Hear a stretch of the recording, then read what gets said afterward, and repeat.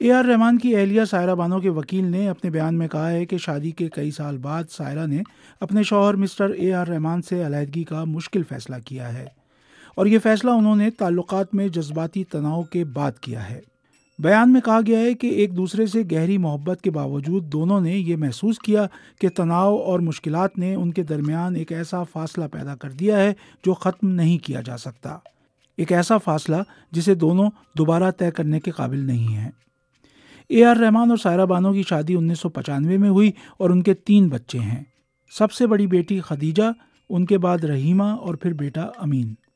اس بارے میں social media پر اپنے تاثرات کا اظہار کرتے ہوئے اے آر رحمان نے لکھا کہ ہم نے 30 سال ساتھ گزارنے کی امید کی تھی، لیکن ایسا لگتا ہے کہ تمام چیزوں کا ایک انجام ہوتا ہے۔ اے آر رحمان نے اپنی پوسٹ میں عوام کے خلوص کا ذکر کرتے ہوئے اپنی پرائیویسی کا احترام کرنے کا شکریہ بھی ادا کیا۔ اے آر رحمان اور ان کی اہلیہ سائرہ بانو نے اپنی نجی زندگی کو شوبز کی چمک دمک سے دور رکھا ہے۔ 1984 میں اے آر رحمان اور ان کے خاندان نے اسلام قبول کر لیا تھا۔ اے آر رحمان ایک انٹرویو میں کہہ چکے ہیں کہ جب انہوں نے نصرت فتح علی کی صوفی موسیقی سنی تو ان کا نظریہ ہی بدل گیا۔ اے آر رحمان کے مطابق صوفی موسیقی کی وجہ سے ان کی ذاتی زندگی میں بھی بہت تبدیلی آئی۔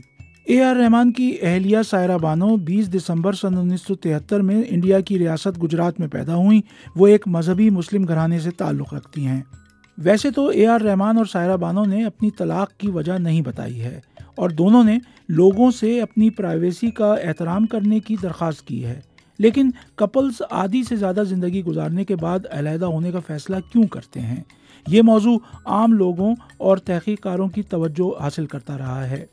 فوربس میگزین میں چھپنے والی ایک تحقیق کے مطابق کئی دہائیوں تک ساتھ رہنے کے بعد میاں بیوی کے علیحدہ ہونے کی کئی وجوہات ہو سکتی ہیں۔